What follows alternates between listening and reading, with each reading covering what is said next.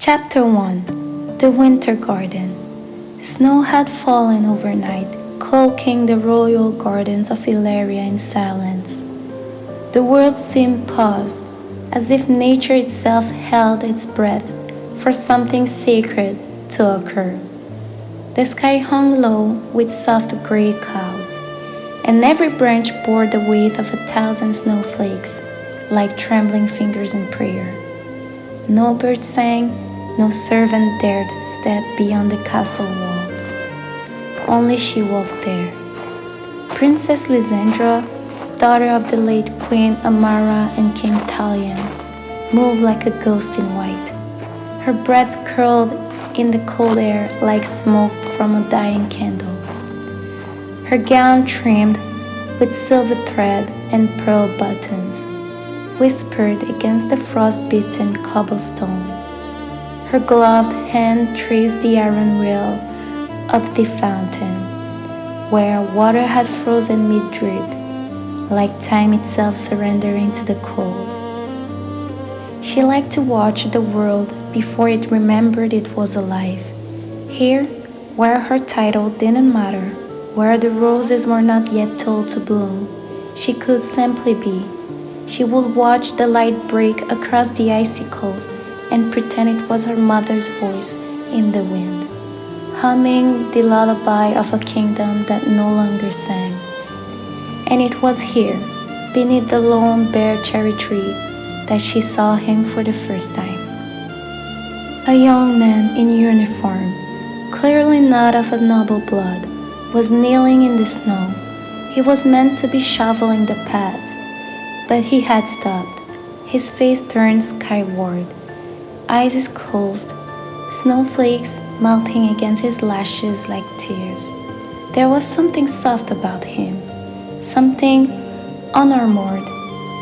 Despite the leather-bound belt and sword at his hip, his stillness was not laziness, but reverence.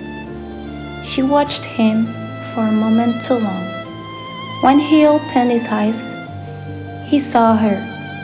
He stood at once, bowing deeply, his cheeks flushed not just from the cold. Your Highness, he said, breathless. Lysandra tilted her head. You pray in the snow, soldier?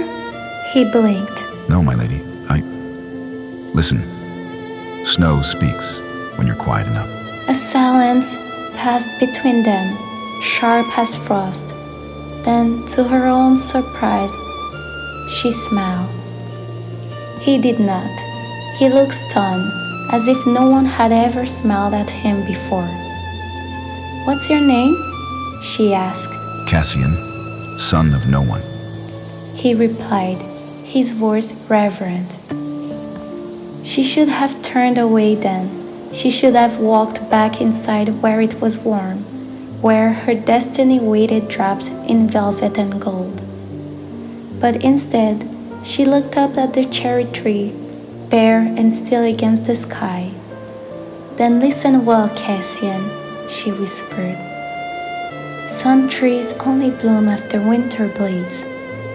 He didn't understand the meaning then, not fully, but she saw the question in his eyes, the yearning, the way his soul reached for something more than the life handed to him. It was dangerous, that kind of hunger, beautiful, lonely. She lingered a moment longer than was proper, her breath visible between them, two warm ghosts in a frozen world.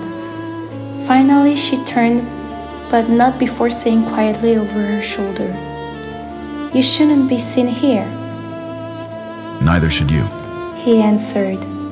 But the words came too late. She was already walking away. Back inside the palace, the fire in her chambers could not touch the chill clinging to her skin. She removed her gloves slowly, thoughtfully, and set them beside a golden mirror. In it, she caught her own eyes, those of a girl who had just stepped into something irreversible. Outside, beneath the tree, Cassian knelt again, but now it was not to listen to the snow. It was to remember her voice.